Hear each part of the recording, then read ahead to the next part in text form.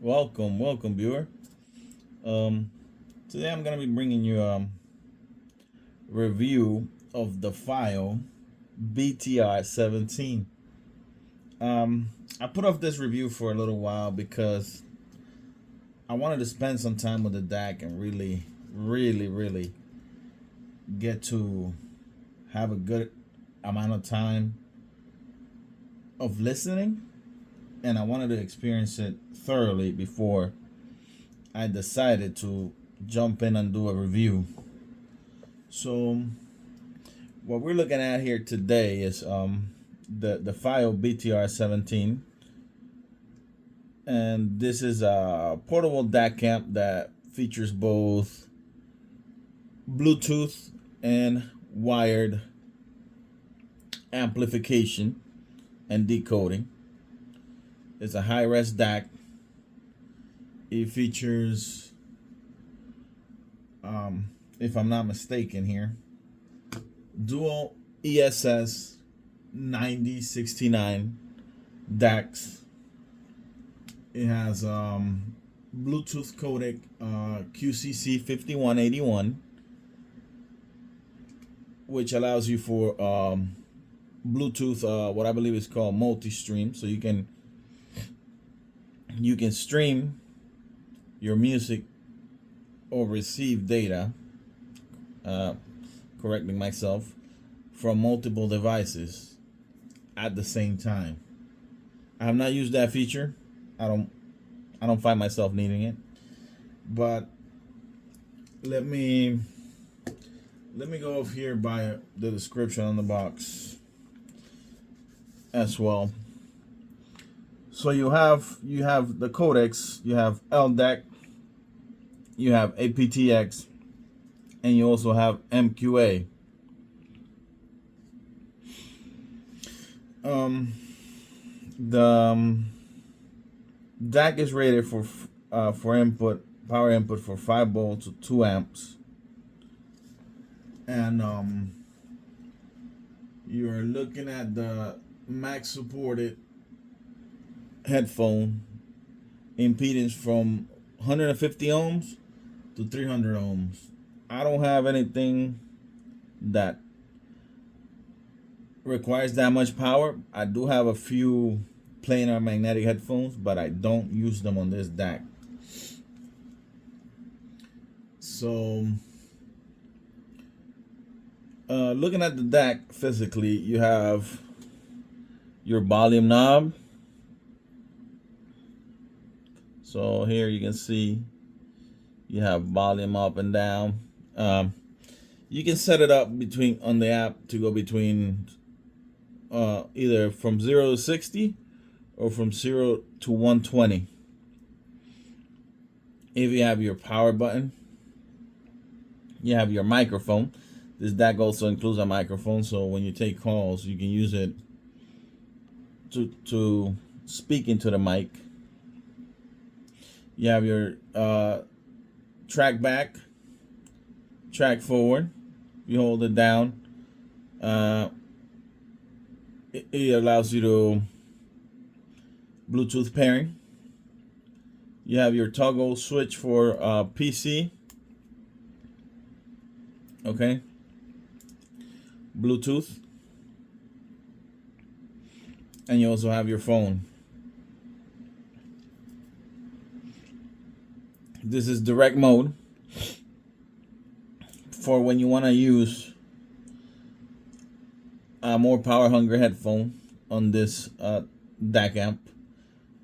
You can switch it on direct mode. It doesn't allow it to charge, but you can use an external power source to the wall or a power bank and power it up further to get more output power.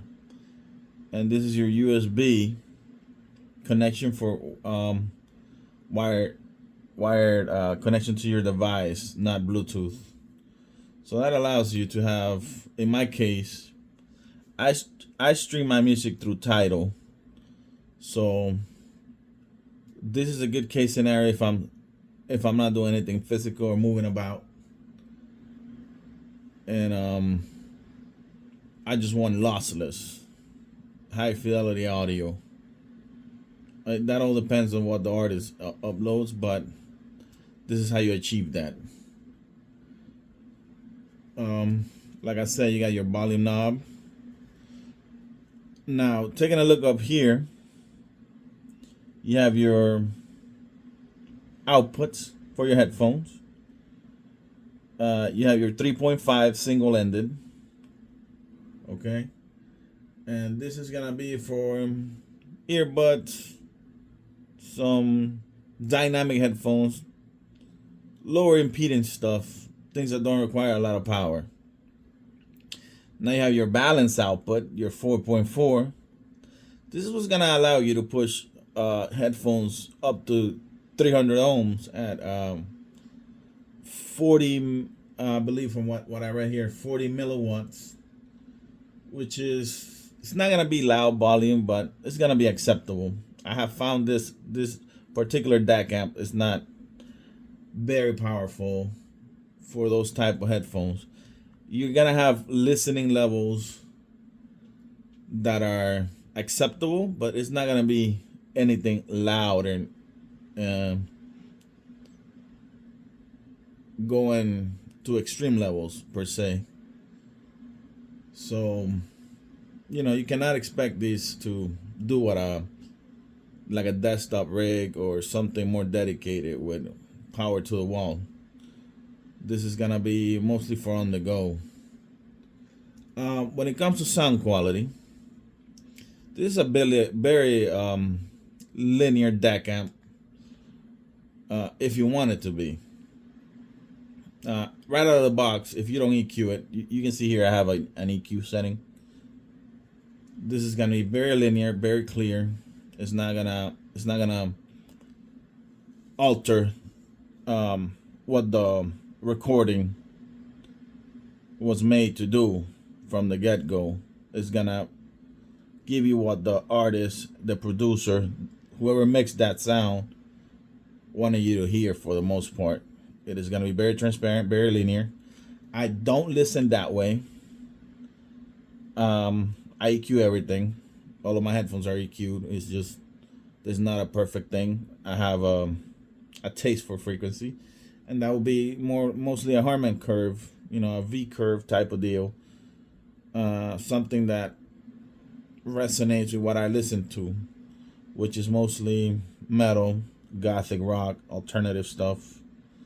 I don't listen to mostly anything else. So I EQ to that, and that gives me the frequencies that I like.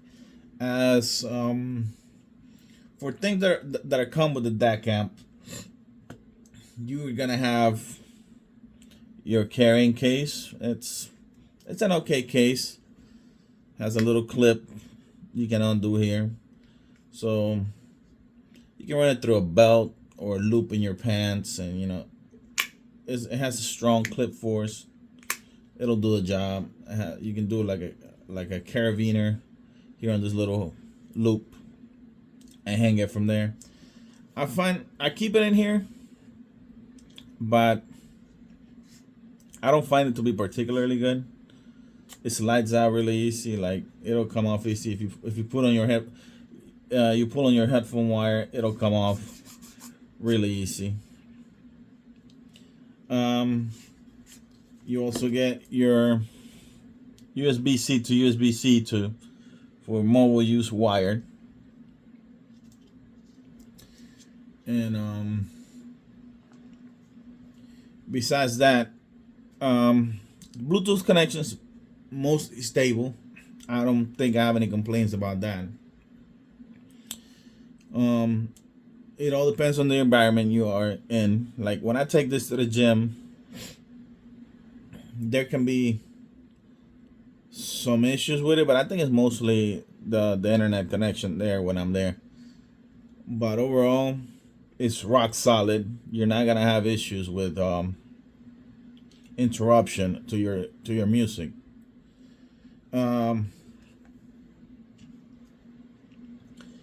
When it comes to what I have tried it with, so the device is very portable. You're not gonna have issues with that. Portability is a big thing for this stuff. You don't want something super huge. I tried it with this headphones. Correction. Earbuds. These are flathead IEMs. A-full Polar Night. I have this. These are fantastic, by the way. I like these a lot. Drives them perfectly. I'm mostly middle of the way when it comes to the volume. I don't listen very loudly. So these are perfect for these when I'm at home. These stay in. These are not meant to go into your ears. I have tried it with my first generation Starfields from I forgot Moondrop, from Moondrop. I also have the Critical Zero Blue 2, I believe they are. Those are what I use for the gym. I don't have them here right now. And for desktop type of use for big headphones, I have the Harmonic Dyne Zeus Elite. I have used this. Drives them well. These are dynamic. These, I believe, they're 32 ohms, so drives them perfectly. They can get ridiculously loud on it. When it comes to battery life, well, let me show you the. So this is your 4.4 cable. I have one here from my Harmonic Dyne Zeus. Right there. This is not gonna be something you want to have on the go. If it's in your pocket, this is gonna bother you. This is 4.4. This is more power, like I said. This headphone can do it with 3.5, fine. But let's say I was pushing some planers on this. This is what I would want. 4.4. That added power from 340 milliwatts to, I believe it's 5 something plus. That will make difference to push that. Battery life. The battery life on these is very average. I wouldn't say it's bad, but it's not the best I have tried. It can vary between 8 to 10 hours. It might be less. It all depends on the volume that you listen to. But overall, it's decent. Like, I listen a lot. I use this thing a lot. I take it to the gym. When I go to bed, I wear this at night. I sleep with my earbuds in. I have music, just playing. And in my use scenario, I have to charge this every day for the most part because of the amount of use that I give it. So overall thoughts for me, it's a very, very decent device. It's priced decently. It's $230. It offers all the features that I want. I've had other DAC amps that are just wired, no Bluetooth, but this gives you flexibility.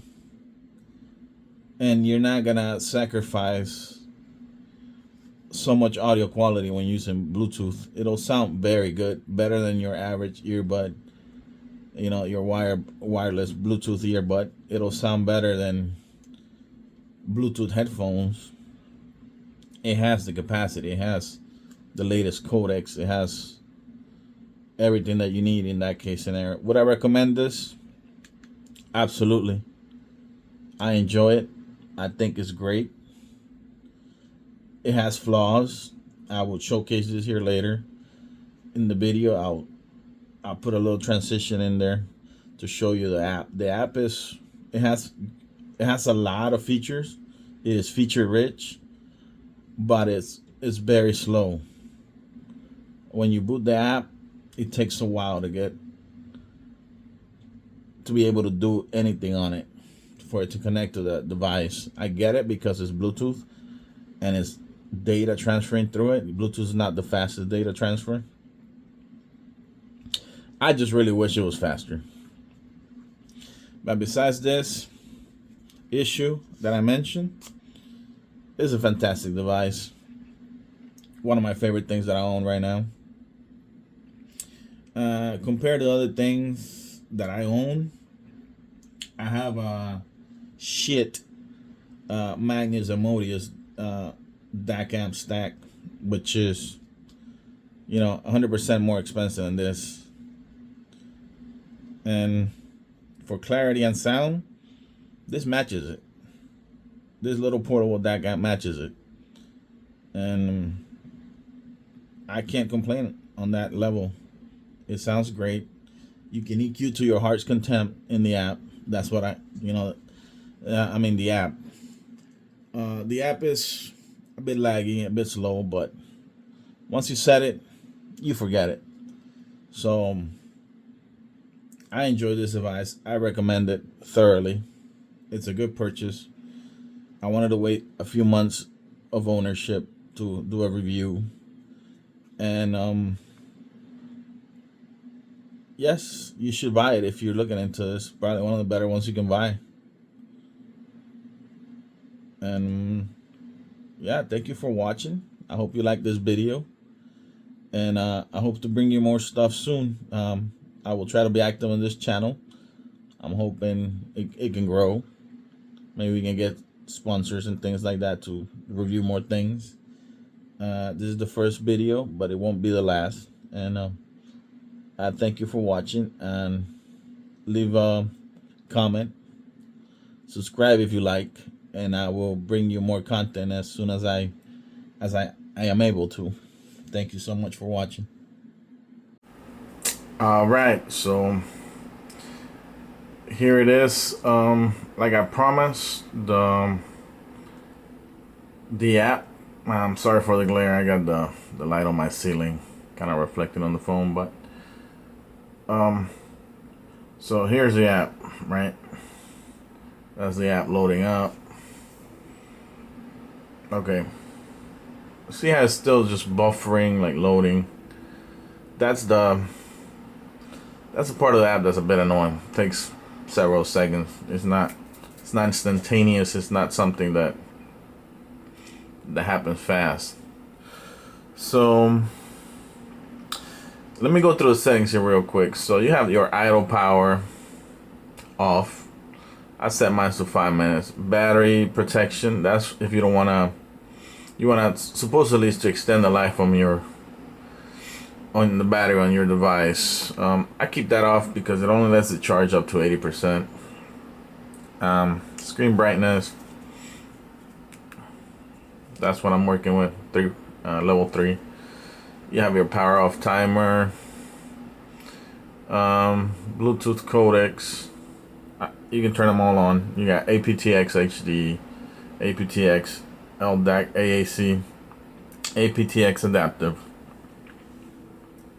A lot of these codecs, like, they're just like low power consumption, lower fidelity. If you want the higher fidelity, you're definitely gonna go with LDAC. That's like as high as Bluetooth can go. You got the wake screen, volume up. That's what the buttons do on the device itself. So you can set these buttons here on the side to do multi-functions, like next song, or you can switch the EQ, things like that. But they can do multiple things like I just said. Car mode is off, USB type. You can rotate the screen orientation. It all depends on when you're listening. If you're plugged into your phone, you might want to flip that just so it's the right way up. The right way up, I mean. You got your EQ. That's my EQ. That's what it looks like. That's what I'm working with. You can